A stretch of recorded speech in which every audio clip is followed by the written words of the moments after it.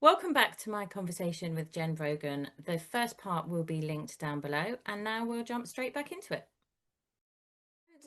This is like a horrible question, but I have to ask it of you because you have so much experience, and also, you're the kind of starting out as a consultant. What do you think? Some of the conversations you're going to have in the next sort of 6 to 8 months, or maybe even 2 years, might be like, what big issues can you see coming down the road towards us all?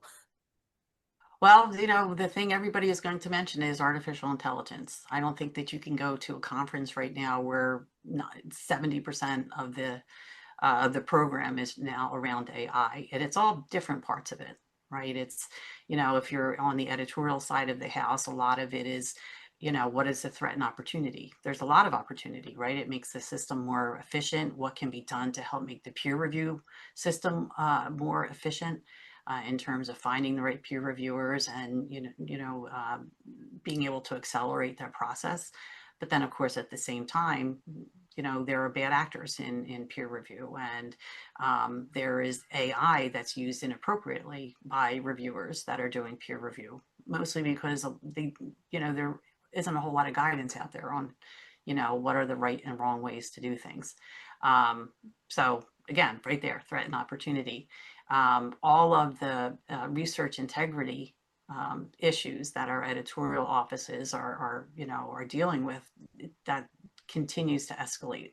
And again, AI is a big part of that. You have all of the AI tools that are meant to help detect, manipulation and research integrity and things like that. But then on the other end, you have all that AI that helps the manipulation take place, right? So it's kind of like this battle that's going on there.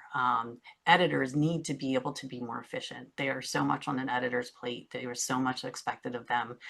Stuff that's probably beyond what an editor should have to do in terms of being the detective and the gatekeeper of content, and trying to make sure that it is legitimate, that they've done what they can do to ensure that the authors are who they say they are, and that they have submitted something in good faith and haven't maliciously or deceptively uh, you know uh, manufactured the research.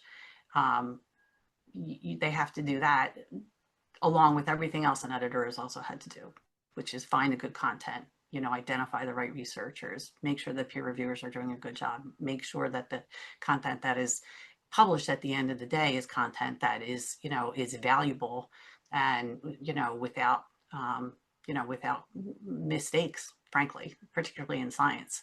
Having this whole undermining of scientific credibility is really hard, and the editors keenly feel that.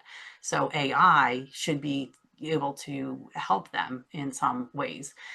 There are a lot of AI companies out there that have come out with tools, and many of those tools are very interesting, but they don't necessarily all work together, and it's very hard to make decisions. And I think that that's where editors and editorial offices can use a lot of help in terms of, like, what is the best tool to use right now.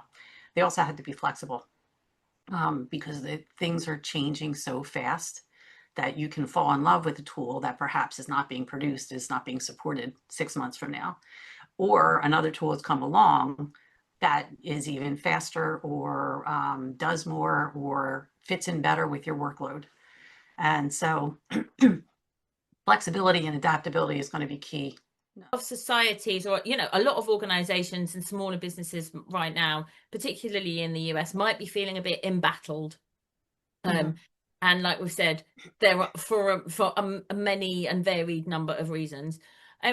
What do you think, like, our industry can be doing in general within publishing to kind of provide some resilience to keep us all going, potentially through the bad times? I'm thinking about, varieties of business models, or, diversification of income, things like that.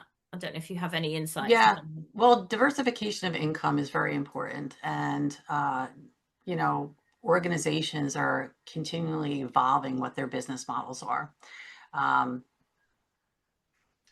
for a century, the usual revenue channels were, very substantial, and very sure. You know, one of the reasons that most publishing companies like to have journals is because it was a renewable revenue stream. It was very dependable. And it's really, it's a very good thing for an organization, a professional association that has a robust journals publishing program, or for a commercial publisher, because they can just count on that money. It's very predictable. It's not predictable anymore, right? You still have subscription revenue, and you still have aggregators online that sell, digital content into institutions, and things like that. But those budgets are very tight. Other areas that were also very robust are not the same anymore, like advertising sales. And that's a very different market. Rights, licensing, and permissions, which has always been a sort of steady piece of income. That's where the threat and opportunity of AI is, I think. I think, we have to think strategically about what is the best opportunity for licensing in the AI environment, and who are the appropriate partners to work with on that, where you don't feel like an organization doesn't feel like they're losing control of their content, that it's being given the proper attribution, that they're getting the right revenue return for that. And I think that's probably the trickiest part, in terms of, how do you gauge that? How do you gauge that your content, which is very valuable, is actually being appreciated for that value? How does an AI entity demonstrate that to you? If it's based on usage, what does that usage actually look like? What's valuable usage? What's not? I think those are some of the challenges, and being able to kind of talk more openly about those and get some standards in place. I think, everybody knows how subscription revenues run. We know how open access revenues run, and how, they're accounted for and things like that. Business models might vary slightly from company to company, but the basic principles are generally the same. But I think in AI and licensing, it's very, it's the Wild West. And I think that that's probably one of the things that keeps a lot of people up at night. I think there's for some companies, they're going to jump into it with both feet because they see it as an opportunity, and they're willing to take a risk, and they have confidence in the partner that they're working with. Others are going to be way more reticent, right? Because they're not sure, and they perhaps don't have the confidence, and maybe they're right not to. I think there's just so many unknowns. The other thing is the AI rights in terms of what's expected. If a library is purchasing a subscription or has an access, that they pay a lot of money for, are they also entitled to use that content in an AI tool of their own? Can they use AI on the content? Most contracts would be silent on that, right?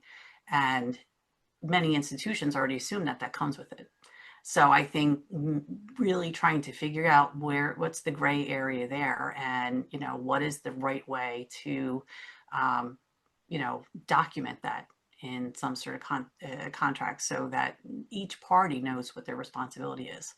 I don't know that that means that, a publisher could add, 10% or whatever number on top of their subscription to cover AI. Again, remembering that those budgets aren't getting any bigger.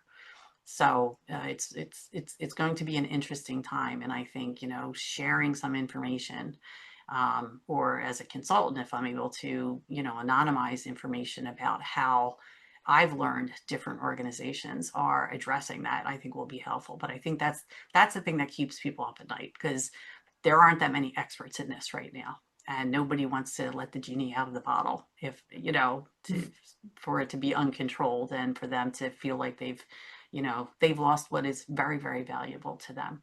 So I think that that's sort of where the conversations have to happen. And we need some leadership there, I think, and some case studies that come back, 2 years out, these things have been licensed. What happened with them? A lot of the stuff that's happening, like with open evidence, people are very curious of how that works. And, do the positives outweigh any negatives? And do the organizations that provided that content feel like it's worthwhile to them. So I think like case studies along those lines would be really helpful just for the community to have a starting point in terms of making their own decisions. That was fascinating. Thank you. I think with the AI thing, there can be really this idea of like there's two camps, there's pro AI and there's anti AI at the moment, and actually just some insight into no, there's a lot of nuance and complication and contracts and rights in the middle of this. I'm not a rights expert, so that hadn't occurred to me yet, that actually publishers are thinking of it as their content, and then libraries are saying, yes, but I've paid you for this content. So Right. and we already know that one of the big challenges of the industry is that all libraries and institutions work in so many different ways. From the outside, you might think of them as quite standardized, but they're not. They're very individual. So it'll be fascinating to see how that plays out for, you know, for some of the really, really large research intense universities, right, and some of the smaller teaching, you know, maybe even single subject institutions. Yeah, that would be really interesting. I'm eager to work with more folks and talk to more folks. I'm going to some meetings this year and have been asked to sit on some panels, and I've done some other types of interviews of this nature. I am learning a lot. I think the other great thing in this role is I actually have time to read a lot more and to talk to a lot more people, things that I probably wish I had known like 2 years ago. And so some of that I'm just catching up on. But I think that one of the things are, despite there being, some competitiveness and some concern about sharing too much information, I would say as a whole, the industry is pretty generous with their knowledge. We're very lucky that we have some of the industry resources that we do, and that you can really, through some of the publishing professional organizations, really share information in a valuable way, and that people generally want to help each other, with a little bit of competitive nature. But also I've found that if I just need to,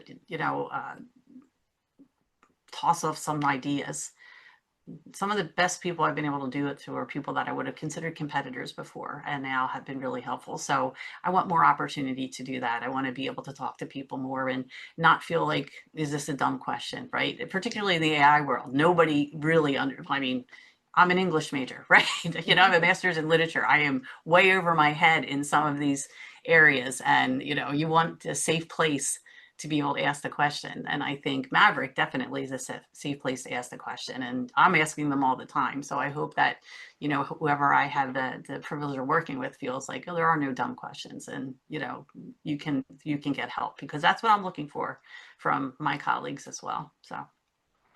Great. Thank you for taking the time to speak with us today. I'm going to sign off in my normal fashion, which is to remind everybody that links to our website and our LinkedIn will be below. And if you want to have a conversation with Jenn about anything, as you can see, she's a very fascinating person to talk to, then just feel free to reach out through all of those usual channels. And I'll finish by saying, Jenn Brogan, thank you very much. Thank you very much, Megan. Appreciate it.